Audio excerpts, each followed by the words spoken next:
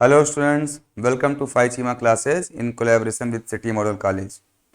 आज हम लोग क्लास 11 का जो सेकंड चैप्टर है मोशन इन वन डायमेंशन उसको स्टडी करेंगे। वन डायमेंशन लास्ट क्लास में हम लोगों ने यूनिफॉर्म मोशन को स्टडी किया था। वो मोशन जो कांस्टेंट वेलोसिटी के साथ चलता है, जिसमें आपकी स्पीड कांस्टेंट रहती है और डायरेक्शन भी एक स्ट्रेट लाइन पर कांस्टेंट रहती है, फिक्स रहती है। फिर हम लोगों ने वेलोसिटी टाइम ग्राफ बनाया था।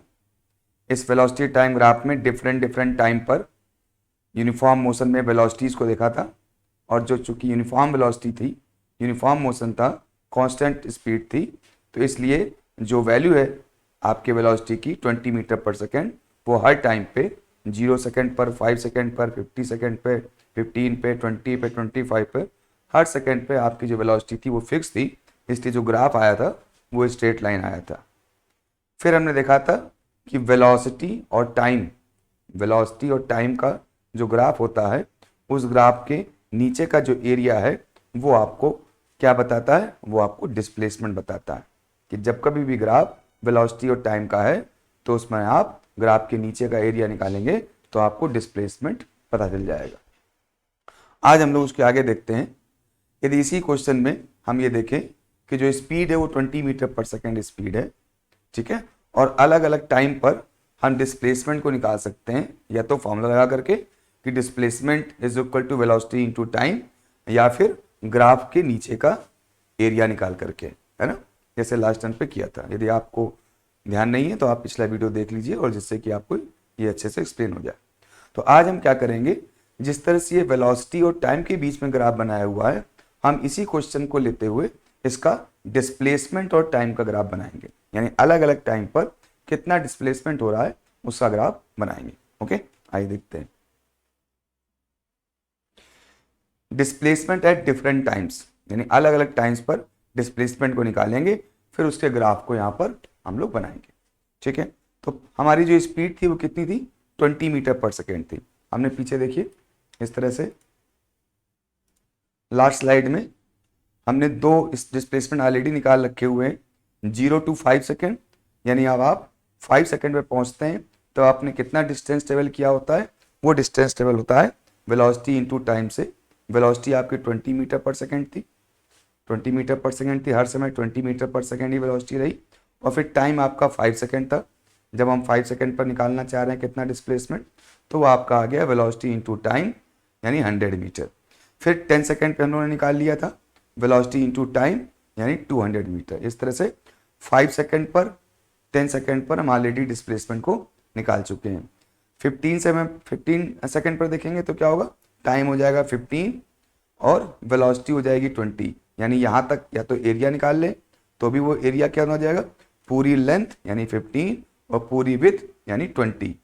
तो 20 हो गया आपका वेलोसिटी और ये 15 हो गया आपका टाइम। तो फिर से यहाँ से मल्टीप्लाई करके फॉर्मूले के साथ में, या फिर एरिया निकाल करके, दोनों में से किसी भी केस का यूज करके हम डिस्प्लेसमेंट निकाल लेंगे। किस टाइम के लिए, 15 सेकेंड के लिए। तो कितना हो जाएगा, वेलोसिटी इंटू टाइम। टाइम कितना है 15, तो 15 इंटू 20 कितना हो जाएगा, 300। तो वही चीज़ हम लोगों ने आगे यहाँ पर देखिए कि 15 सेकेंड पर जो डिस्प्लेसमेंट हो गया, टोटल कितना हो गया, वेलोसिटी इंटू टाइम 300। ऐसे 20 सेकेंड पे हमारा डिस्प्लेसमेंट कितना हो जाएगा, वेलोसिटी इंटू टाइम, वेलोसिटी 20 और टाइम 20 सेकेंड, तो आपका डिस्प्लेसमेंट हो गया 400 मीटर। इसी तरह 25 सेकेंड की बात करेंगे तो 25 सेकेंड पे क्या हो जाएगा, डिस्प्लेसमेंट आपका निकालना है, तो वेलोसिटी 20, टाइम 25 और टोटल डिस्प्लेसमेंट कितना हो गया, 500 मीटर। तो इस तरह से हमने अलग अलग टाइम पर 15 सेकेंड पर, 20 सेकेंड पर, 25 सेकेंड पर, और पीछे हमने 5 सेकेंड पर, 10 सेकेंड पर डिस्प्लेसमेंट को निकाल लिया। अब हम एक ग्राफ बनाएंगे जो कि ग्राफ आपके डिफरेंट टाइम पर डिस्प्लेसमेंट को शो करेगा। तो देखते हैं हमने क्या किया, एक एक्स एक्सेस पर लाइन ली, जो हॉरिजॉन्टल लाइन ली वो आपके टाइम को रिप्रेजेंट कर रही है, जो वर्टिकल लाइन ली हमने वो आपके डिस्प्लेसमेंट को रिप्रेजेंट कर रही है। तो जब स्टार्टिंग पे टाइम 0 था तो आपका डिस्प्लेसमेंट भी 0 था। कैसे, displacement is equal to velocity into time. तो वेलोसिटी तो आपकी 20 है, लेकिन स्टार्टिंग पे टाइम 0 है, तो वेलोसिटी यानी 20 इंटू टाइम 0 तो कितना आ जाएगा, 0 आ जाएगा। तो स्टार्टिंग पे यानी एट 0 सेकेंड पर आपकी जो पॉइंट होगा अगर आप पे वो कहाँ पर होगा, इसी जगह पर होगा, क्योंकि टाइम जब 0 है तो डिस्प्लेसमेंट भी 0 है। जब 5 सेकंड कर देंगे तब डिस्प्लेसमेंट कितना हो गया था, 10, क्योंकि वेलोसिटी 100, जब वेलोसिटी हो गई 20 और टाइम हो गया 5 तो 20 इंटू 5 कितना हो गया, 100 मीटर। तो 5 सेकंड पे जो आपका पॉइंट आएगा वो इस जगह पर आएगा कि 5 सेकंड पर जो डिस्प्लेसमेंट है वो आपका 100 है। फिर हम देखेंगे 10 सेकंड पर, तो 10 सेकंड पे कितना हो जाएगा, 200 हो जाएगा। फिर 15 सेकंड पे कितना हो जाएगा आपका, 300 हो जाएगा। ये यहाँ पर निकाला आपने कि 15 सेकंड पर डिस्प्लेसमेंट कितना है, 300। तो 15 सेकंड पे डिस्प्लेसमेंट कितना हो गया, 300। फिर ऐसे ही 20 सेकंड पे हमने निकाल लिया, आपने दिया हुआ है 400, तो उसी को यहाँ पर ग्राफ पे हमने शो कर लिया कि 20 सेकंड पर जो आपका डिस्प्लेसमेंट है वो कितना है, 400 है। फिर इसी तरह से 25 सेकंड पर हमने ड्रा कर लिया। तो ये जो आपका पॉइंट्स हैं, ये पॉइंट्स आपके द्वारा डिफरेंट टाइम पर जो डिस्प्लेसमेंट निकाले गए हैं उसी के हिसाब से आपने इनको यहाँ पर शो किया। अब इन डॉट्स को यदि हम मिला देंगे, इन डॉट्स को यदि हम मिला देते हैं तो ये आपका एक ग्राफ कंप्लीट हो जाएगा, किसके बीच में, डिस्प्लेसमेंट और टाइम के बीच में। तो ये जो लाइन आपकी आ रही है स्ट्रेट लाइन, ये आपकी डिस्प्लेसमेंट और टाइम का ग्राफ शो कर रही है कि टाइम के बढ़ने के साथ, टाइम के इंक्रीमेंट के साथ आपका डिस्प्लेसमेंट कितना कितना हो जाता है। ठीक है। ग्राफ बनाते समय एक बात जरूर ध्यान रखिएगा कि जब आप ग्राफ बनाते समय अपनी हॉरिजॉन्टल और वर्टिकल एक्सेस को चूज करते हैं तो जो आप वैल्यूज पुट करेंगे वो एक डेफिनेट इंटरवल की ही चूज करेंगे। जैसे यहाँ टाइम लिखा है हमने, तो हर टाइम इंटरवल 0, फिर 5, फिर 5 का डिफरेंस 10, फिर 5 का डिफरेंस 15, फिर 5 का डिफरेंस 20, यानी यहाँ पर जो भी नंबर्स लिखेंगे वो डेफिनेट इंटरवल के बाद के ही लिखेंगे। यानी 5 के बाद 10, ऐसा नहीं है कि इतनी डिस्टेंस पे 5 लिखा है फिर इस डिस्टेंस पे आपने 15 लिख दिया। जितनी डिस्टेंस पे 5 है उतनी डिस्टेंस पे फिर एक्स्ट्रा 5 आया, फिर उतनी ही डिस्टेंस पर फिर एक्स्ट्रा 5 आया, यानी आपको उसी ऑर्डर में लिखना। ऐसे ही ऊपर देखिए, जिस डिस्टेंस पे 100 है 100, उतनी ही डिस्टेंस लेके फिर हमने 100 एक्स्ट्रा किया, 200 हो गया, फिर उतनी ही एक्स्ट्रा डिस्टेंस लेके फिर हमने 100 किया, 300 हो गया। यानी उतनी ही वैल्यू को आप इक्वली इंक्रीज करते जाएंगे और उसी ऑर्डर में वैल्यूज को पुट करेंगे, तभी जो आपका ग्राफ बनेगा वो आपका सही ग्राफ बनेगा, उसका शेप आपका सही आएगा। ठीक है, तो ये ग्राफ बनाते समय आप ध्यान दीजिएगा। खैर, तो पिछले क्वेश्चन के ही वैल्यूज को देखते हुए कि वेलोसिटी 20 मीटर पर सेकेंड है और 0 से 25 मीटर पर सेकेंड तक वो चलता है, तो अलग अलग टाइम पर उसका डिस्प्लेसमेंट क्या है उसको निकाल के हमने यहाँ पर एक ग्राफ बना लिया। पीछे वाले ग्राफ में हमने एक चीज देखी थी, जो पीछे वाला ग्राफ था वो वेलोसिटी और टाइम का ग्राफ था, और वेलोसिटी और टाइम के ग्राफ में दो चीजें हमने हमेशा बताई आपको कि ग्राफ में क्या देखनी होती है। एक तो स्लोप, इंक्लाइनेशन क्या है, जैसे यहाँ पर इंक्लाइनेशन है, यहाँ कोई ना कोई एंगल है और ये स्लोप बन रहा है, तो ग्राफ में स्लोप कितना है और ग्राफ के नीचे का एरिया कितना है, ये दोनों ही चीजें कुछ ना कुछ इंफॉर्मेशन आपको आपके ग्राफ से निकाल कर देती हैं। जैसे पिछले आपके यदि हम दोबारा से पिछली स्लाइड में जाएं, तो पिछली स्लाइड में जो आपका वेलोसिटी वर्सेस टाइम था, इसमें जो एरिया, ग्राफ के नीचे का जो एरिया था वो क्या बता रहा था, वो डिस्प्लेसमेंट बता रहा था, जबकि वेलोसिटी और टाइम का स्लोप क्या बताता है, एक्सेलरेशन बताता है, क्योंकि एक्सेलरेशन का मतलब होता है v/t। कैसे बताता है इसको हम भी आगे समझ लेंगे, लेकिन फिलहाल आप इतना समझिए कि यहाँ पर वेलोसिटी और टाइम का जो ग्राफ है, उस ग्राफ के नीचे का जो एरिया है वो क्या बता रहा है, डिस्प्लेसमेंट बता रहा है। कैसे बता रहा है वो आपको कल बता चुके हैं। ठीक, और इसका जो स्लोप है वो क्या बताएगा, एक्सेलरेशन बताएगा। ऐसे ही जो आपका नया ग्राफ आपने बनाया है, अभी जो नया ग्राफ बनाया है, इस ग्राफ में जो एरिया होगा वो क्या बताएगा उसको हम समझेंगे, और जो इसका स्लोप है, जो एंगल है tan थीटा जो बनेगा, जो स्लोप बनेगा वो क्या बताएगा उसको यहाँ पर देखेंगे। तो देखते हैं, तो slope of displacement time graph, यानी इस ग्राफ में स्लोप क्या बताता है।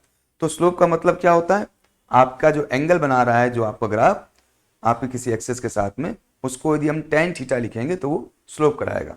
किसी एंगल को यदि हम tan के फॉर्म में लिखते हैं tan थीटा, तो वो क्या बताता है, वो आपको स्लोप बताता है। क्यों, क्योंकि tan theta is equal to होता है परपेंडिकुलर अपॉन डिस्टेंस, यानी कितना डिस्टेंस चलने पर कितना परपेंडिकुलर आप ऊपर की ओर उठे हुए हो, वही आपका स्लोप हो जाता है। तो इस तरह से यहां पर यदि स्लोप थीटा है तो इसकी वैल्यू हम निकालेंगे क्या होगा, तो इसको स्लोप के फॉर्म में लिखेंगे, और स्लोप का मतलब होता है tan थीटा, और tan theta is equal to क्या हो गया, tan theta is equal to, देखिए एक छोटा ट्राइंगल यहाँ पर बन रहा है, यदि उस ट्राइंगल से हम थीटा निकालें तो tan थीटा का मतलब हो गया ये परपेंडिकुलर डिस्टेंस जो कि क्या है, डिस्प्लेसमेंट है, अपॉन बेस वो क्या है, टाइम है। तो यहाँ पर tan theta displacement upon time है।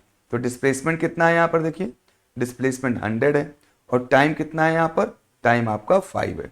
ठीक, तो डिस्प्लेसमेंट अपॉन टाइम देखिए क्या आ गया, 20 मीटर पर सेकेंड है। ये क्या चीज है, वेलोसिटी। तो इसका मतलब हो गया कि डिस्प्लेसमेंट और टाइम का जो ग्राफ बनता है उसका जो स्लोप है वो स्लोप क्या देता है आपको, आपको वेलोसिटी देता है।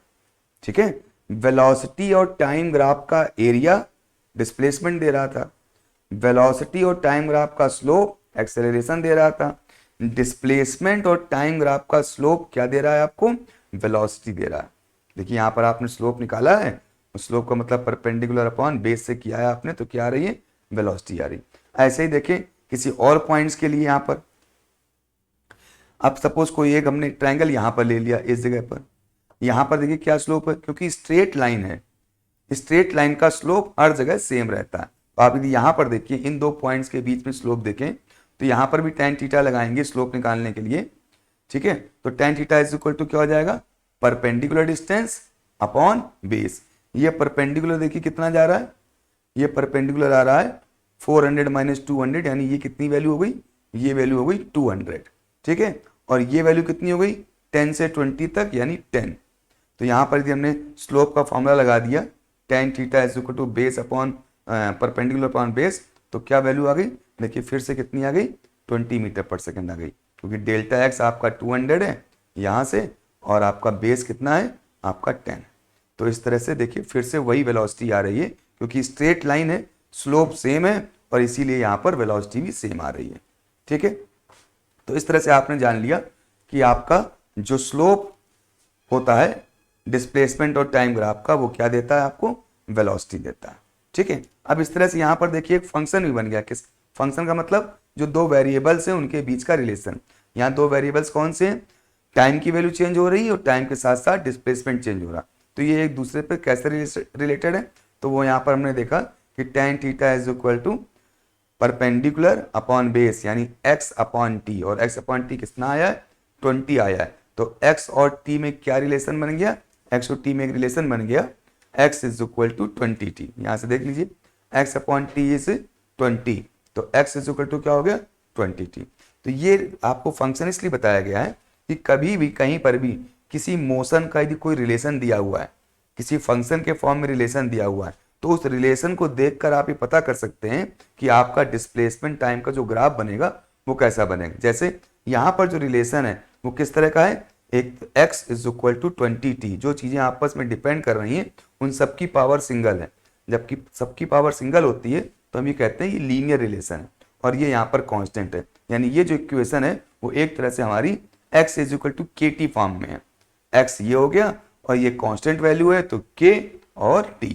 तो जब कभी भी आपका रिलेशन इस तरह से लीनियर फॉर्म में होगा तो हमेशा उसका जो ग्राफ बनेगा वो स्ट्रेट ग्राफ बनेगा, या ये कह सकते हैं कि जो x है वो डायरेक्टली प्रोपोर्शनल है t, क्योंकि जब आप k को हटाएंगे तो क्या लगाएंगे, प्रोपोर्शनल लगाएंगे, तो x प्रोपोर्शनल टू t।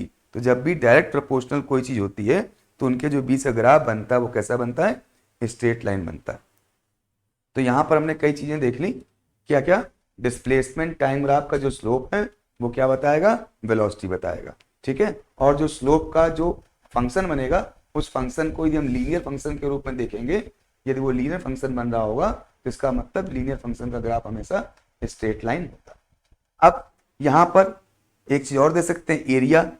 तो डिस्प्लेसमेंट और टाइम का एरिया क्या बताएगा, तो इसको कैसे देखेंगे कि सपोज हम यहाँ एरिया निकालना चाहें किसी जगह का, तो सपोज हम आपसे कहते हैं इस पार्ट का एरिया निकालते हैं। ठीक है, इस पोर्शन का एरिया निकालते हैं। तो किसी भी पोर्शन का एरिया क्या होता है, पोर्शन का एरिया का मतलब क्या होता है, विड्थ इनटू लेंथ। विड्थ क्या है, आपकी डिस्प्लेसमेंट है, लेंथ क्या है, टाइम। तो डिस्प्लेसमेंट और टाइम, डिस्प्लेसमेंट इनटू टाइम, क्या डिस्प्लेसमेंट इनटू टाइम कोई वैल्यू ऐसी होती है जो मीनिंगफुल हो, डिस्प्लेसमेंट और टाइम का मल्टीप्लाई करने से क्या कोई मीनिंगफुल वैल्यू मिलती है, तो हम कहेंगे नहीं। डिस्प्लेसमेंट इनटू टाइम कोई भी मीनिंगफुल वैल्यू या कोई फॉर्मूला ऐसा नहीं है जिसमें डिस्प्लेसमेंट इनटू टाइम करें तो कुछ निकला। इसीलिए यहाँ का जो ग्राफ है वो क्या बताएगा, डिस्प्लेसमेंट इनटू टाइम बताएगा। इस ग्राफ का जो एरिया है वो क्या बताएगा, डिस्प्लेसमेंट इनटू टाइम, और डिस्प्लेसमेंट इनटू टाइम कोई भी मीनिंगफुल वैल्यू नहीं है। तो यहाँ पर ये ध्यान रखने की बात हो गई कि डिस्प्लेसमेंट टाइम ग्राफ में जो स्लोप होता है वो तो डिस्टेंस अपॉन टाइम वेलोसिटी बताता है, लेकिन जो इसका एरिया है वो कोई मीनिंगफुल इंफॉर्मेशन नहीं देता। ठीक है, यही पीछे वाली जो स्लाइड थी उसमें हम लोगों ने जो ग्राफ लिया था वेलोसिटी वर्सेस टाइम वाला, इसमें क्या देखें, इसमें एरिया और स्लोप की बात करें तो इसमें एरिया क्या बताता है, लेंथ इनटू विड्थ। तो लेंथ क्या हो गई टाइम और विड्थ क्या हो गई वेलोसिटी। तो वेलोसिटी इनटू टाइम हो गया एरिया, और वेलोसिटी इनटू टाइम क्या होता है, डिस्प्लेसमेंट होता है, एक मीनिंगफुल वैल्यू होती है। इसीलिए हम लोगों ने कहा कि वेलोसिटी और टाइम ग्राफ के नीचे का जो एरिया होगा वो डिस्प्लेसमेंट बताएगा। ठीक है, जैसे वहां सेकंड केस में जो एरिया आ रहा है डिस्प्लेसमेंट इनटू टाइम, और डिस्प्लेसमेंट इनटू टाइम कोई मीनिंगफुल इंफॉर्मेशन नहीं है। फिर यहाँ स्लोप की बात की तो यहाँ पर यदि इस लाइन यहाँ पर स्लोप हो, सपोज इस जगह पे यदि कोई स्लोप बन रहा हो तो स्लोप का मतलब क्या हो जाएगा, स्लोप का मतलब हो जाएगा tan थीटा, और tan थीटा का मतलब क्या, परपेंडिकुलर अपॉन बेस। परपेंडिकुलर क्या है v, बेस क्या है नीचे टाइम, और वेलोसिटी अपॉन टाइम क्या होता है, acceleration. Acceleration is equal to होता है change in velocity upon time. तो इसीलिए कहा गया कि यहां पर जो इंक्लाइनेशन होता है वो इंक्लाइनेशन क्या शो करता है, एक्सेलरेशन शो करता है। और क्योंकि ये स्ट्रेट लाइन है, इसमें कोई स्लोप कोई एंगल है ही नहीं, इसीलिए यहाँ पर एक्सेलरेशन नहीं है, यानी कांस्टेंट मोशन था। ठीक है, तो ये आपको याद रखना है कि वेलोसिटी टाइम ग्राफ का एरिया आपको बताएगा डिस्प्लेसमेंट, और इसका स्लोप बताएगा आपको एक्सेलरेशन। और नेक्स्ट पार्ट जो अभी हम लोगों ने दूसरा ग्राफ बनाया है उसमें उस ग्राफ का एरिया यानी डिस्प्लेसमेंट टाइम ग्राफ का एरिया कोई भी मीनिंगफुल इंफॉर्मेशन नहीं देगा, लेकिन जो इसका स्लोप होगा वो क्या बताएगा, वेलोसिटी बताएगा। ठीक, तो इस तरह से अभी तक हम लोगों ने इतनी बातों को देख लिया। ठीक है, अब हम इसके आगे बढ़ते हैं और नेक्स्ट चीज को देखते हैं। नेक्स्ट है नॉन यूनिफॉर्म मोशन। अभी हम लोग बात कर रहे थे यूनिफॉर्म मोशन की, यूनिफॉर्म का मतलब जिसमें वेलोसिटी कांस्टेंट थी। अब हम बात करेंगे नॉन यूनिफॉर्म मोशन की जिसमें वेलोसिटी कांस्टेंट नहीं है। वेलोसिटी के कांस्टेंट ना होने के लिए दो रीजन हो सकते हैं, क्योंकि वेलोसिटी में दो चीजें होती हैं, स्पीड यानी मैग्नीट्यूड और प्लस डायरेक्शन।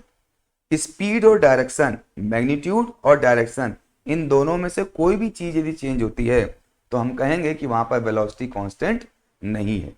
ठीक है, फिलहाल हम बात करते हैं मैग्नीट्यूड की। यदि मैग्नीट्यूड कांस्टेंट नहीं है तो वेलोसिटी कांस्टेंट नहीं है। और इस केस में क्या होगा, इस केस में distance travelled is not same for same time interval. जब आपकी वेलोसिटी चेंज हो रही है, स्पीड की वैल्यू चेंज हो रही है, तो अलग अलग टाइम पर आपके द्वारा जो डिस्टेंस चली जाएगी वो भी अलग अलग हो जाएगी। कभी आप ज्यादा तेज चल रहे होगे, कभी आप धीमे तेज चल रहे होगे, तो आपकी स्पीड की वजह से जो आपने डिस्टेंस चली है वो भी कम और ज्यादा होगी। तो आइए एग्जाम्पल के रूप में देख लेते हैं कि सपोज कोई मोशन इस तरीके से है कि उस मोशन में जो डिस्प्लेसमेंट है वो इस प्रकार टाइम पे dependent x is equal to 5t square है, x is equal to 5t square है। ये कोई एक फंक्शन है जिसके हिसाब से अलग अलग टाइम पर आपका डिस्प्लेसमेंट अलग अलग होता है। ठीक है, तो अब इसके हिसाब से हम अलग अलग टाइम पे कितना डिस्प्लेसमेंट है उसको यहां पर देखेंगे और अपने इस जो स्टेटमेंट है इसको वेरीफाई करेंगे। जैसे हमने टाइम ले लिया 0, 1, 2, 3, 4 सेकेंड, 4 सेकेंड तक हम इसको वेरीफाई करेंगे, और भी आगे कर सकते हैं लेकिन हम मिनिमम 4 सेकेंड तक ले रहे हैं। तो सपोज जब t इज इक्वल टू 0 होगा, जब t इज इक्वल टू 0 होगा तो x कितना हो जाएगा, 0। कैसे, टाइम t की वैल्यू 0 पुट करेंगे तो x की वैल्यू कितनी हो जाएगी, 5 इंटू 0, 0, यानी स्टार्टिंग में आपको कोई डिस्प्लेसमेंट नहीं होगा।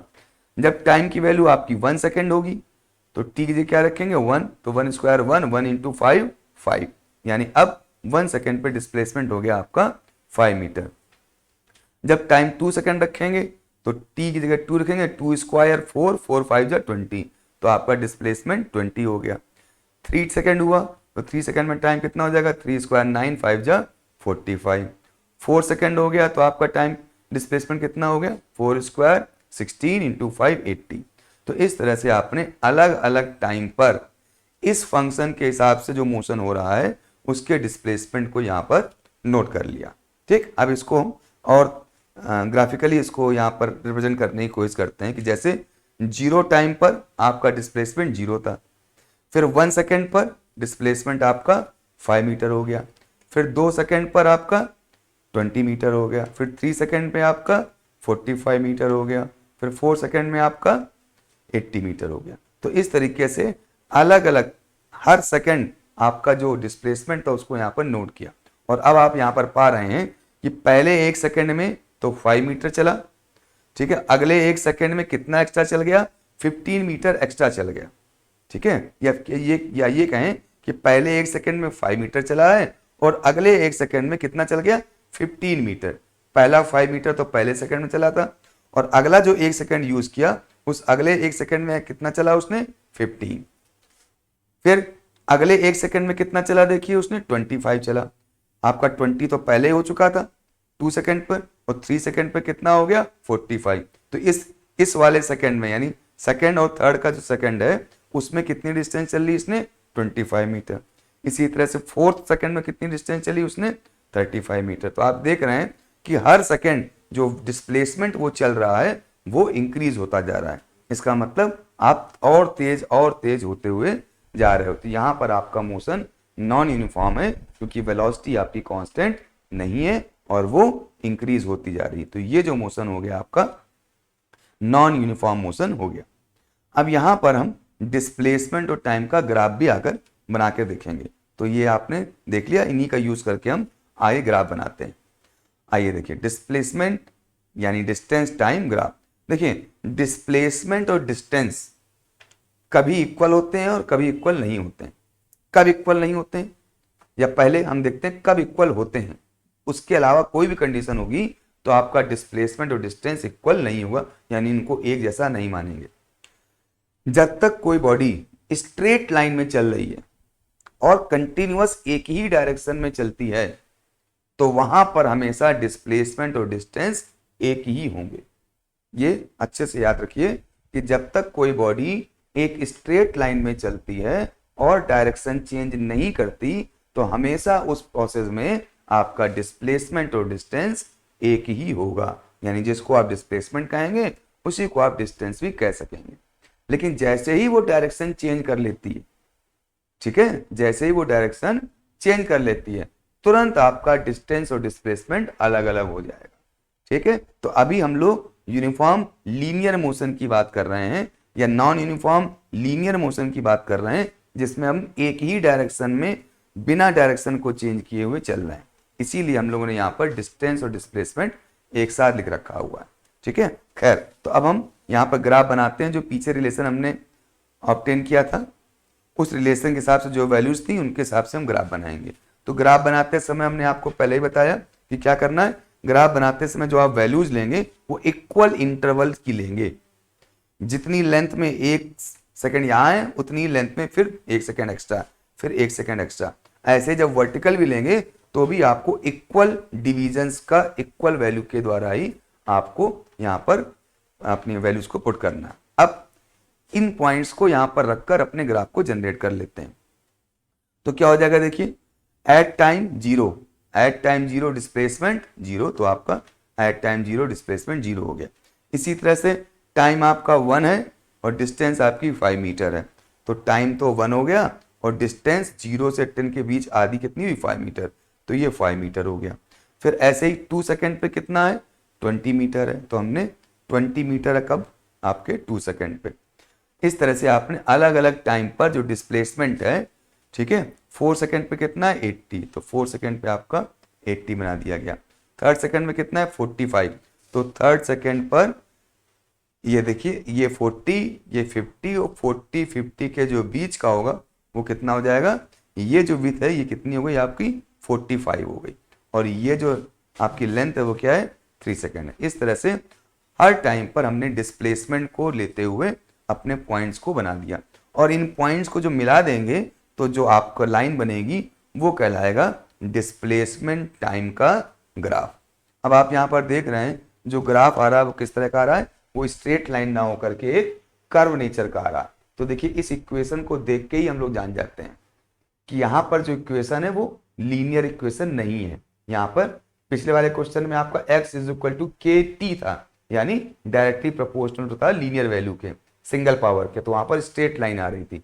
यहाँ पे क्वाड्रेटिक इक्वेशन है, यहाँ पे t के 2 पावर्स हैं और इसका x का 1 है, इसलिए क्वाड्रेटिक इक्वेशन है। और क्वाड्रेटिक इक्वेशन का जो ग्राफ बनता है वो हमेशा इसी तरह का पैराबोला ग्राफ बनता है। एक चीज और है, यहाँ पर जो ये ग्राफ है, ये ग्राफ तो हमने पॉइंट्स की वैल्यूज को पुट करके रखा है तो अपने आप आ गया। सपोज हमको ये वैल्यूज नहीं पता होती और सिर्फ हमको रिलेशन पता होता, तो हम रिलेशन देख के ही पता कर लेते हैं कि हमारा ग्राफ कैसा बनेगा, क्योंकि x और टी स्क्वायर के बीच में क्वाड्रेटिक रिलेशन है, इसलिए जो है आपका जो ग्राफ बनेगा वो इस तरह का पैराबोलिक बनेगा। और बिना पॉइंट्स को रखे हुए भी आप अपने ग्राफ को इस तरीके से ऐसे बना सकते थे। ठीक, आप वो ग्राफ ऐसा ही बना सकते थे, वो ग्राफ ऐसा ही बना सकते थे, वो ग्राफ ऐसा ही बना सकते थे, यानी केवल शेप कम से कम आपका पैराबोलिक होता, ये आप बता सकते थे। ठीक, अब एक चीज और भी ध्यान दीजिएगा, टी का फंक्शन स्क्वायर का है, तो इसलिए जो कर्व होता है हमेशा स्क्वायर पार्ट, जो कर्व होता है वो हमेशा स्क्वायर टर्म के एक्सेस से होते हुए जाता है। जैसे कर्व आपका ग्राफ ये बनाया है और कर्व ग्राफ तो हमारा ऐसा भी हो सकता है, ये भी हो सकता है। ठीक, ऐसा भी ग्राफ कर्व हो सकता है, लेकिन ये भी कर्व ग्राफ है और ये भी कर्व ग्राफ, लेकिन ये ग्राफ कर्व नहीं बनेगा। क्यों? क्योंकि हमेशा जो कर्व का आपका इंक्लाइनेशन होता है, जो कर्व किस तरफ से होते हुए जाता है वो हमेशा स्क्वायर वाले टर्म के तरफ से कर्व होते हुए जाता है। तो इसलिए हमेशा जो ग्राफ आप बनाएंगे, यदि आपको वैल्यूज नहीं दे रखी, इन जनरल ग्राफ बनाना है, केवल शेप बताना है, तो आप हमेशा स्क्वायर वाले फंक्शन की तरफ से दबाते हुए ग्राफ को ले जाएंगे। ठीक, खैर, तो ये हमारा फिलहाल तो ग्राफ बन गया इस दिए हुए इक्वेशन के हिसाब से। अब हमारे ग्राफ से क्या क्या चीजें हमको पता कर सकते हैं और क्या चीजें पता हो सकती हैं उसको हम लोग देखेंगे। तो ये ग्राफ किसके बीच है? ये ग्राफ आपका डिस्प्लेसमेंट और टाइम के बीच में है। पीछे हम लोग पढ़ चुके हैं कि डिस्प्लेसमेंट टाइम के ग्राफ का जो स्लोप होता है वो क्या बताता है? वो वेलोसिटी बताता है।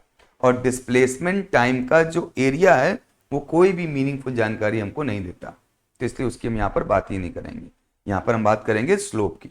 अब स्लोप को देखते हैं कैसे क्या है। अब आप देखिए, यदि इस पॉइंट 1 पे स्लोप निकालें तो स्लोप हमेशा क्या होता है, यदि कर्व ग्राफ है तो जिस पॉइंट पर आपको स्लोप निकालना है वहां से आप एक स्ट्रेट लाइन ड्रा करेंगे, और वो जो स्ट्रेट लाइन ड्रा करेंगे उसका जो एंगल होगा उसका tan थीटा क्या होगा? स्लोप होगा। तो यहाँ पर एक फर्स्ट पे लाइन ड्रा करी हमने, ठीक है। फिर इस तरह से देखिए सेकंड पे ड्रा करी, तो सेकंड पॉइंट यानी सेकंड पर जो स्लोप है वो ये आएगा। ऐसे ही थर्ड पे ड्रा करें हम लोग, ये फोर्थ पे ड्रा किया तो फोर्थ पे आपका स्लोप ही आ रहा। तो जिस पॉइंट पर आपको स्लोप निकालना है उस पॉइंट पर आप टेंजेंट ड्रा कर देते हैं। तो यहाँ पर हमने फोर्थ पे ड्रा करी है और इस तरह से सेकंड पे ड्रा करी और फर्स्ट पे ड्रा करी।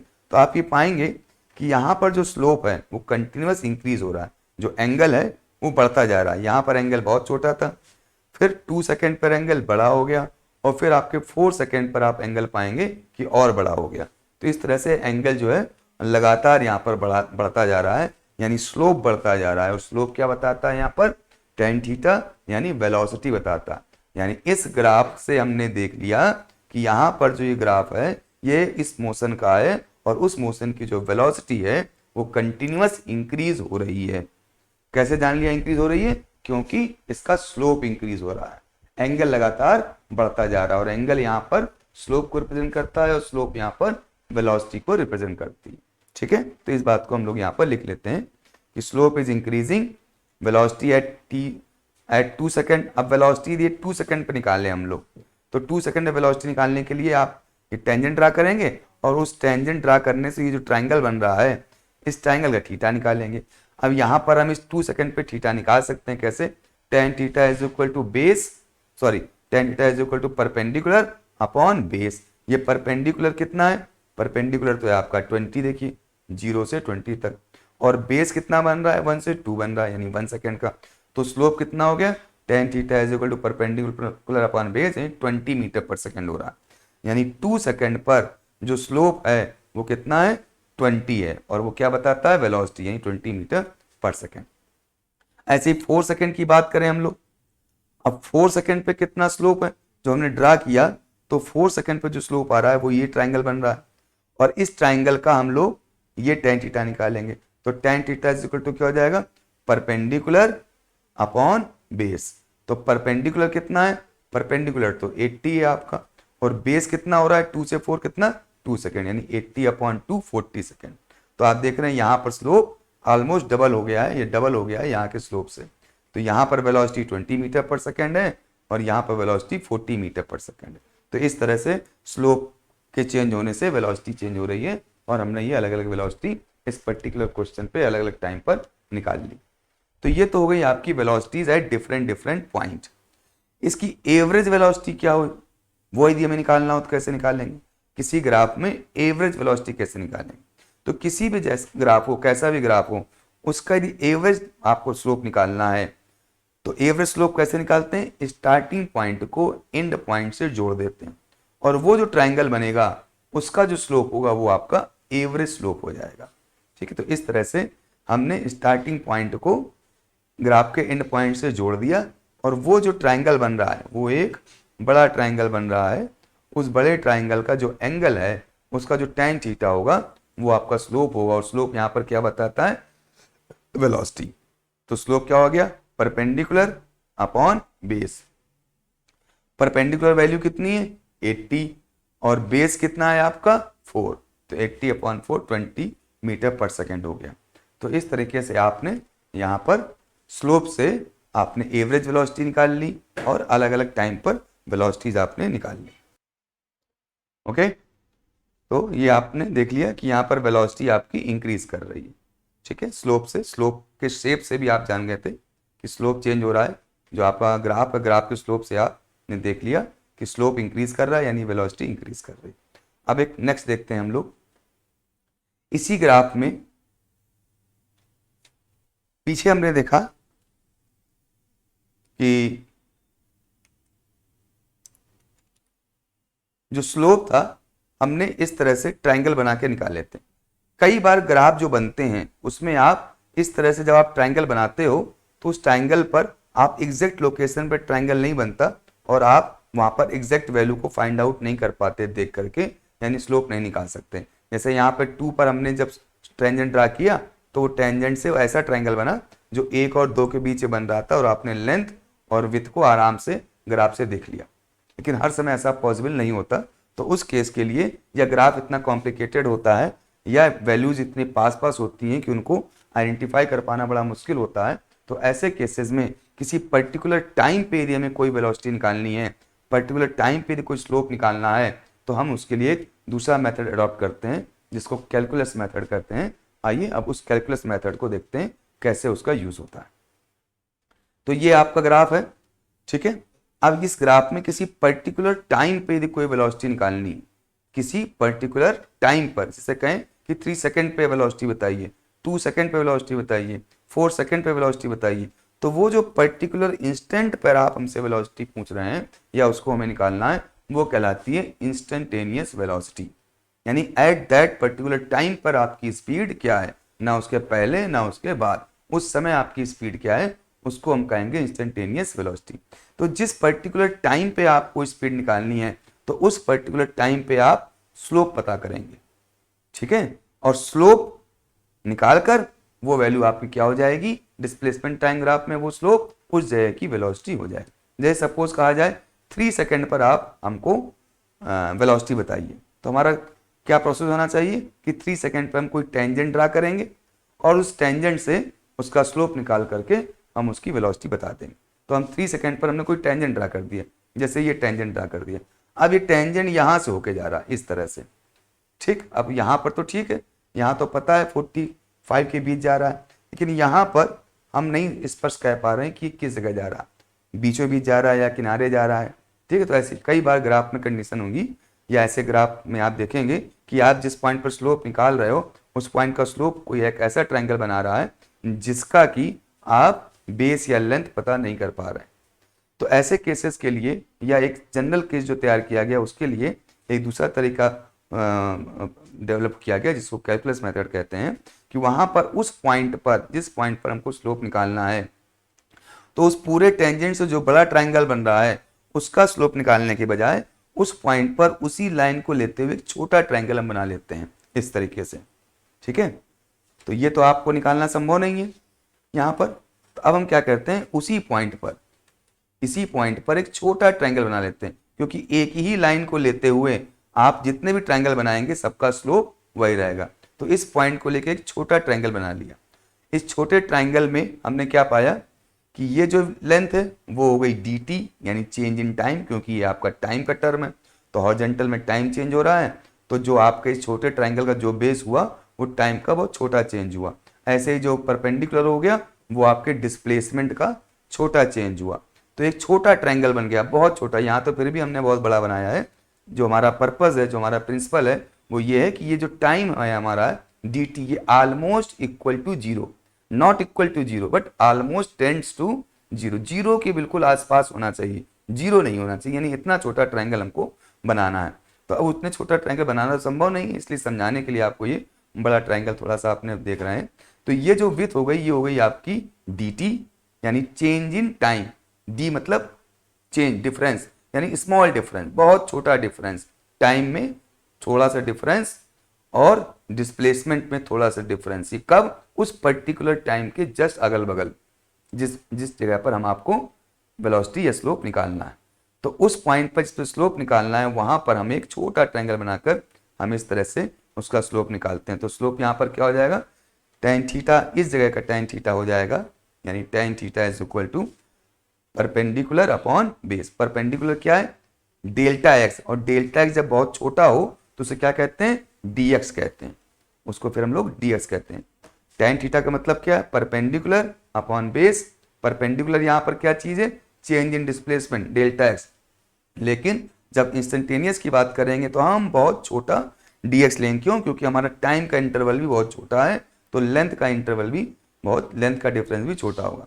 तो टाइम इंटरवल कितना हो गया dt, और ये आपका परपेंडिकुलर कितना हो गया dx। तो जब टाइम का इंटरवल बहुत छोटा होगा तो उस समय जो परपेंडिकुलर होगा वो dx होगा और टाइम को हम कहेंगे dt। इस तरह से स्लोप को dx बाई dt कहा गया है। यानी ग्राफ, जब आपका ग्राफ जो है x और टाइम के बीच में हो, x मानी डिस्टेंस या डिस्प्लेसमेंट और t फॉर टाइम, जब आपका ग्राफ x और टाइम के बीच में हो तो उस ग्राफ का जो स्लोप होगा वो आपका क्या होगा, dx अपॉन dt होगा। ठीक है, डिफरेंस कुछ नहीं है, बस पहले आप tan थीटा लगा के पूरी बड़ा लेंथ और बड़ी विड्थ लिखते, बेस लिखते थे, अब वही ट्रायंगल छोटा कर दिया गया उस पर्टिकुलर पॉइंट के लिए, उसको छोटी लेंथ अपॉन छोटा बेस यानी dx अपॉन dt कर दिया गया। और ये जो dx अपॉन dt है इसको कहते हैं derivative of displacement respect to t, यानी x में होने वाला चेंज टाइम में होने वाले चेंज के साथ, और उसको क्या कहेंगे यहाँ पर, वेलोसिटी, क्योंकि यहाँ पर जो स्लोप है वो क्या बता रहा है, वेलोसिटी बता रहा। तो इस तरह से आप किसी ग्राफ को डिफरेंशिएट करना, उसका फंक्शन दिया है और उस फंक्शन का डिफरेंशिएट करके हम tan थीटा यानी स्लोप निकाल सकते हैं। अब ये derivative of x respect to time, ये जो पूरा पोर्शन है इसको हम कैसे सॉल्व करते हैं, इसके क्या फॉर्मूले हैं उनको हम कुछ पढ़ेंगे और उसके बाद हम अपने न्यूमेरिकल्स को करेंगे जहां पर हम इस प्रिंसिपल का यूज कर सकेंगे। तो हमारा प्रिंसिपल यहाँ पर क्या आ गया कि कभी भी कर्व नेचर का ग्राफ है, यानी यहाँ पर फंक्शन लीनियर नहीं है, वहां पर फंक्शन क्वाड्रेटिक या किसी और डिग्री ऑफ ऑर्डर का है और वो इस तरह का चेंज हो रहा है, वहां पर यदि स्लोप निकालना है तो स्लोप के लिए हम x और t वाले ग्राफ में क्या लिखेंगे, स्लोप आपका dx अपॉन dt लिखेंगे। तो ये प्रिंसिपल आपका हर जगह लगेगा। यदि वेलोसिटी और टाइम के बीच का ग्राफ है और वहां स्लोप निकालना है तो क्या हो जाएगा, ये हो जाएगा dv चेंज इन वेलोसिटी और ये हो जाएगा चेंज इन टाइम। तब आपका फॉर्मूला बन जाएगा dv अपॉन dt, यानी वर्टिकल में चेंज अपॉन बेस में चेंज। किसी जगह का भी स्लोप होगा, डिपेंड करेगा आपने वर्टिकल में कौन सी वैल्यू ली है और हॉरिजॉन्टल में कौन सी वैल्यू ली है। अब डिफरेंशिएशन करने के, डिफरेंशिएशन, इसको डिफरेंशिएशन नहीं बोलते हैं, तो इस पूरे प्रोसेस को क्या बोलते हैं, डिफरेंशिएशन। तो यहाँ क्या कर रहे हैं, यहाँ डेरिवेटिव ऑफ x निकाल रहे हैं रिस्पेक्ट टू t। अब इसको हम इस प्रोसेस कहते हैं डिफरेंशिएशन। अब ये कैसे करते हैं उसको हम आगे समझते हैं, ठीक है। ये कुछ फॉर्मूले हैं जिनको हमें याद करना पड़ेगा। हमारे कोई भी डेरिवेशन वाले सवाल ऐसे आते हैं जहां पर हमको डिफरेंशिएट करके स्लोप निकालना होगा, तो वहां हमको इस तरह के फॉर्मूले यूज में आते हैं। तो हल्का सा हिंट ले लेते हैं और फिर इसको आगे बढ़ेंगे, फिर सवालों के साथ ही इनको हम समझते भी जाएंगे। जैसे कोई फंक्शन है y is equal to x की पावर n, क्या मतलब हुआ और ये हमारे अपने क्वेश्चन से कैसे रिलेट होगा। तो जैसे अभी हम लोगों ने पीछे दो क्वेश्चन किए थे। एक किया था जिसमें आपका रिलेशन आया था x इज इक्वल टू क्या आया था 20t आया था सबसे पहले वाले में, जहां पर आपकी वेलोसिटी कांस्टेंट थी, जो सबसे पहला ग्राफ बनाया था डिस्प्लेसमेंट वर्सेस टाइम, वहां पर जो स्लोप आया था वो क्या आया था x is equal to 20t आया था। तो x is equal to 20t जैसे एक आपका रिलेशन आया था, उसमें x डिस्प्लेसमेंट था, t टाइम था। फिर उसके बाद में हम लोगों ने एक रिलेशन लिया था x is equal to 5t square, अभी जस्ट पहले वाला इसके जो हम ग्राफ देख रहे थे, वहां पर डिस्प्लेसमेंट और टाइम के बीच में क्या रिलेशन था x is equal to 5t square. तो ये दो तरह के रिलेशन अभी हम लोग देख चुके हैं। ये रिलेशन डिस्प्लेसमेंट और टाइम का था कांस्टेंट वेलोसिटी वाले मोशन के लिए, और ये रिलेशन एक्स डिस्प्लेसमेंट और टाइम के साथ था अभी जस्ट पीछे वाले जिसमें वेलोसिटी हमारी इंक्रीज हो रही है। तो इस तरह के जब कोई फंक्शन आपको दिए हों या आपने फंक्शन बना लिया हो और यहां से यदि हमको स्लोप निकालना है, तो स्लोप का तरीका जो अभी हम लोगों ने देखा पीछे कि वेलोसिटी इज इक्वल टू होता है dx अपॉन dt, यानी x क्या चीज है, x एक डिस्प्लेसमेंट का फंक्शन है। x क्या है, x डिस्प्लेसमेंट का फंक्शन है जो किस पे डिपेंड कर रहा है, वो टाइम पे डिपेंड कर रहा है, अब फंक्शन रिलेशन किसी भी तरीके का हो सकता है, बस होना किसके बीच चाहिए, x डिस्प्लेसमेंट और टाइम के बीच में। तो ऐसे फंक्शंस का हम डिफरेंशिएट करेंगे तो क्या आएगा, वेलोसिटी आएगा। अब डिफरेंशिएट करेंगे कैसे, उनके लिए क्या फॉर्मूले हैं वो यहां पर देख रहे हैं। अब जैसे यहां लिखा है y is equal to x की पावर n, तो यहां y is equal to x की पावर n का मतलब ये है कि एक जो वेरिएबल है वो x और उस पर डिपेंडेंट जो वैल्यू है वो y। जैसे यहां पर वेरिएबल है t और उस पर जो डिपेंडेंट वैल्यू है वो क्या है x। तो ठीक यही चीज यहां पे लिखी हुई है, बस पावर यहां n है। जैसे यहां t की पावर कितनी है 1, और यहां आपके फंक्शन से कोई मल्टीप्लाई नहीं हो रहा है, यहां आपके फंक्शन से मल्टीप्लाई हो रहा है। इन दोनों चीजों को ही देख लेते हैं कि जैसे आपका फंक्शन है, जैसे ये फंक्शन है, इसकी क्या पावर है, इसकी पावर 1 है, यहां पर इसकी क्या पावर है, पावर n। तो जब इसका डिफरेंशिएट करेंगे, यानी आप देखिए y का डिफरेंशिएशन करना है किसके रिस्पेक्ट में, x के रिस्पेक्ट में। यहां डिस्प्लेसमेंट का डिफरेंशिएशन करना है किसके रिस्पेक्ट में, टाइम के रिस्पेक्ट में। तो ठीक यही चीज हम यहां कर रहे हैं, बस x की जगह यहां पर क्या लिखा हुआ है y, और t की जगह यहां पर क्या लिखा हुआ है x, ठीक है। तो क्या होता है जब किसी फंक्शन का डिफरेंशिएशन कर रहे हैं, यानी differentiation of function respect two variable, ठीक वही चीज यहां पर differentiation of function respect two variable, ठीक। तो क्या होता है जब आप डिफरेंशिएशन करते हैं तो जो आपका वेरिएबल टर्म है उसकी जो पावर होती है वो पावर पीछे चली जाती है, और डिफरेंशिएशन के बाद उस वेरिएबल की एक पावर कम हो जाती है। जैसे एक एग्जांपल ले लेते हैं यहां पर, जैसे हमने एग्जांपल ले लिया x is equal to t cube, ठीक। एक ये फंक्शन दिया हुआ, जैसे यहां दिया हुआ है फंक्शन, ऐसे एक फंक्शन दिया हुआ x is equal to t cube. अब हमको इसका स्लोप निकालना है, तो स्लोप का मतलब क्या हो गया, हमको डिफरेंशिएशन करना है x का रिस्पेक्ट टू टाइम, क्योंकि वेलोसिटी का मतलब ही होता है differentiation of x respect to time. तो जो फंक्शन आपका दिया है टाइम के रिस्पेक्ट में, इसका हमें स्लोप निकालना है, तो क्या करना पड़ेगा, differentiation of x respect to time, ठीक। फिर इसको क्या लिखेंगे, अब आप देखिए इस फंक्शन के जो फंक्शन आपको दिया हुआ है, इस फंक्शन के इस तरफ आपने क्या लिख दिया, डी बाई डी टी, तो इस तरफ भी ऐसे लिख देंगे आप D by D T, D by D T. अब इधर क्या है, इधर है आपका टी क्यूब, ठीक हो गया। क्या हम हो गया, इसका स्लोप निकालना है। स्लोप कैसे निकालना है, dx बाई डी टी करके, इस तरफ dx बाई डी टी लगाया है तो ये d बाई डी टी इधर लगाया है तो आप इधर भी लगा दोगे, D by D T of T की पावर 3। अब देखिए जिसका डिफ्रेंसिएशन होना है वो उसी टर्म में होना चाहिए जिस टर्म में आपको डिफ्रेंशिएट कर रहे हैं। तो हम टाइम के रिस्पेक्ट में डिफ्रेंशिएट कर रहे हैं, तो ये जो फंक्शन इस तरफ होगा वो भी टाइम के रिस्पेक्ट में ही होगा जो कि दिया हुआ है।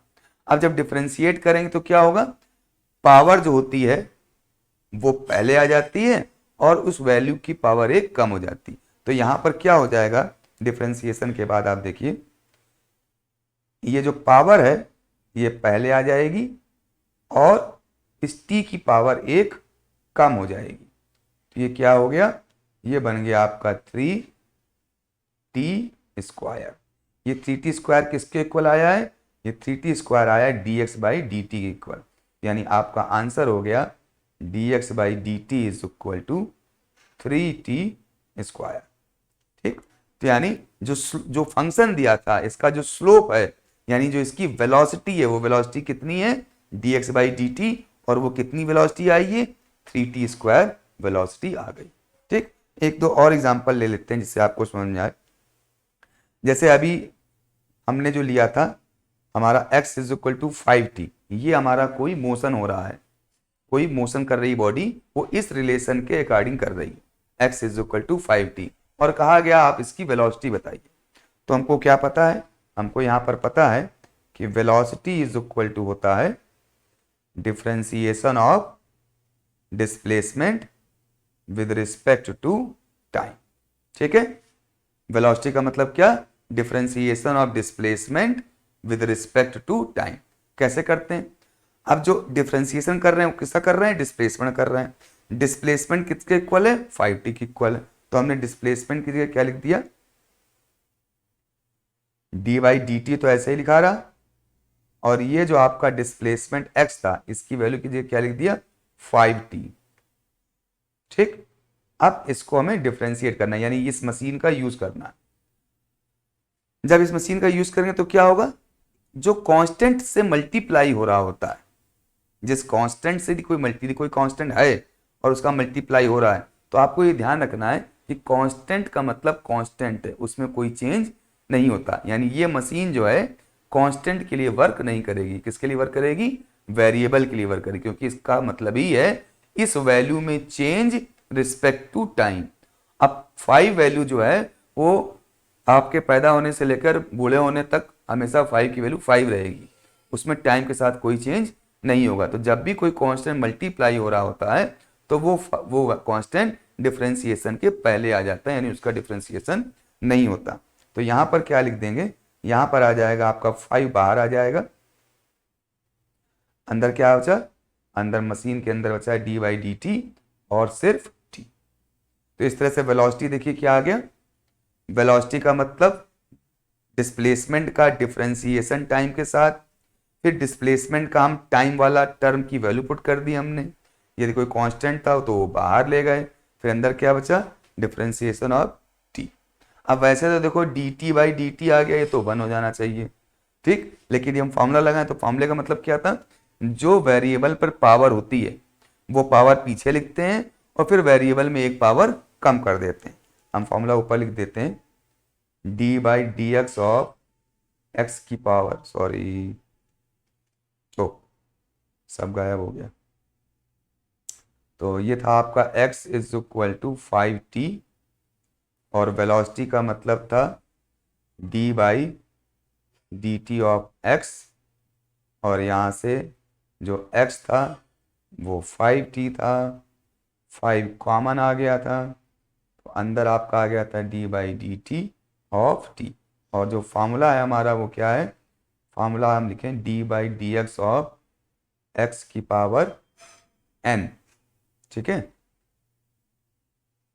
तो वो क्या हो जाती है, पावर पहले आ जाती है और फिर वेरिएबल की एक पावर कम हो जाती है। ठीक, तो ये तो फॉर्मूला है। अब इसी फॉर्मूले के हिसाब से इसको देखें तो 5 तो मशीन के बाहर हो गया, तो 5 तो ऐसा लिखा रहेगा। अब t है, t की यहाँ पावर कितनी है 1। ठीक है, जैसे यहाँ x के रिस्पेक्ट में डिफ्रेंशिएट कर रहे हैं, यहाँ हम कर रहे हैं टाइम के रिस्पेक्ट में, तो जो वैल्यू होनी चाहिए वो भी उसी रिस्पेक्ट में होनी चाहिए जिस रिस्पेक्ट में आप डिफ्रेंशिएशन करते हैं। अब टाइम की पावर यहाँ पर 1 है, यहाँ पर पावर कितनी थी n, डिफ्रेंशिएशन करने के बाद क्या आता है, जो पावर होती है वो पहले आ जाती है। तो हम भी यहाँ पर यही करेंगे। तो यहाँ पर 5 तो ऑलरेडी लिखा हुआ है, इसकी पावर कितनी है, इसकी पावर है 1, तो 1 तो पहले आ गया। ठीक है, और फिर क्या हो जाएगा, जो वेरिएबल होगा उसकी पावर कितनी हो जाएगी, जो पहले थी उससे एक कम। तो पहले पावर 1 थी और अब एक कम हो गई। ठीक है, ओहो ये आपका बार बार डिस्टर्ब हो जा रहा है, तो फिर से एक बार लिख देते हैं, इसमें टाइम किल हो रहा है। वेलोसिटी dx बाई dt हो गया, फिर d by dt is equal to 5t हो गया, फिर 5 आपका कॉमन हो गया,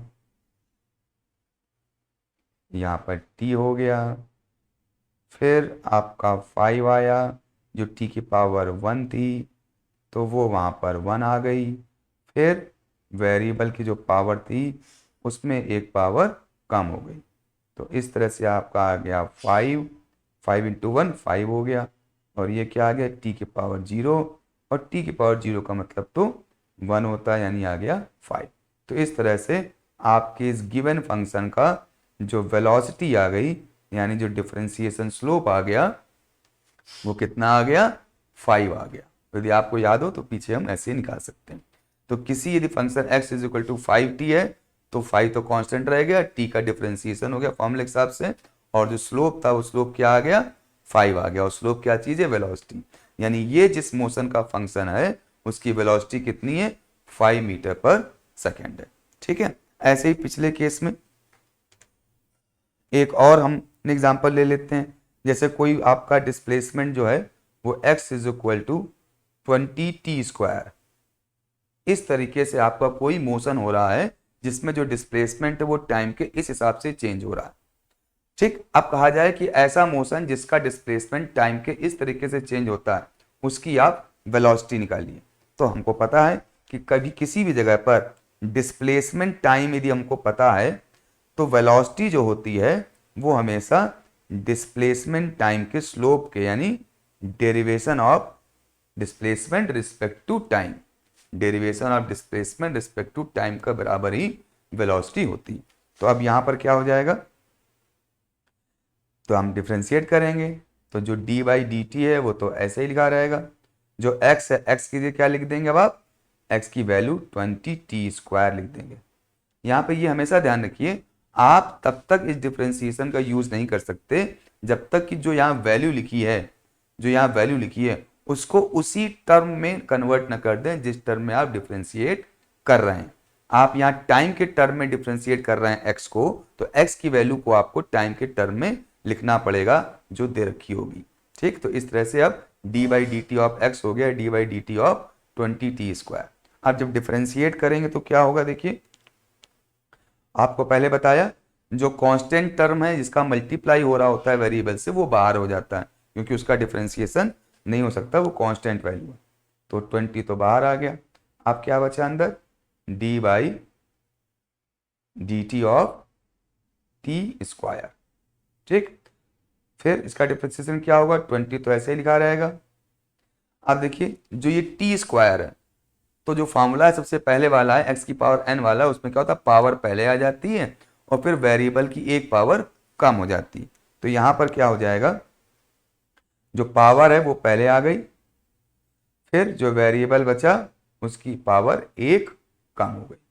तो अब आंसर क्या हो गया, देखिए ये हो गया 40, और पावर कम होने के बाद क्या आ गया, 40t। तो इस तरह से वेलोसिटी का आपका एक नया फंक्शन आ गया, वेलोसिटी का वो कितना है, 40t।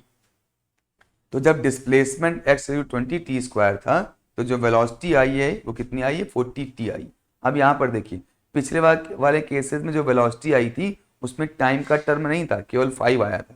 यानी पिछले वाला जो term x is equal to 5t वाला रिलेशन था वो कांस्टेंट वेलोसिटी वाले मोशन को रिप्रेजेंट कर रहा था, जबकि इस वाले मोशन में जब हम वेलोसिटी निकाल रहे हैं तो वेलोसिटी में टाइम का टर्म आ रहा है, यानी अलग अलग टाइम की वैल्यू पुट करेंगे तो वेलोसिटी भी आपकी अलग अलग आएगी। इसलिए ये जो आपको रिलेशन दिया गया है डिस्प्लेसमेंट और टाइम का, ये उस मोशन को बता रहा है जो एक्सेलरेटेड मोशन है, यानी जिसमें वेलोसिटी चेंज हो रही है, और कितनी वेलोसिटी है 40 ti। ठीक है, तो इस तरीके से हम लोग डिफरेंशिएशन का वेलोसिटी को निकालने में यूज करते हैं। कब कर सकते हैं? जब आपका फंक्शन डिस्प्लेसमेंट और टाइम के बीच में दिया हो। और भी आगे चीजें हैं जिसको हम लोग आगे समझेंगे। आज के लिए बस इतना ही। इसको रिवाइज करिएगा, फॉर्मूले जो आपको दिए हैं उनको देखने की कोशिश करिएगा। आगे हम लोग इसको और आगे से अच्छे से पढ़ेंगे। तब तक के लिए बाय बाय।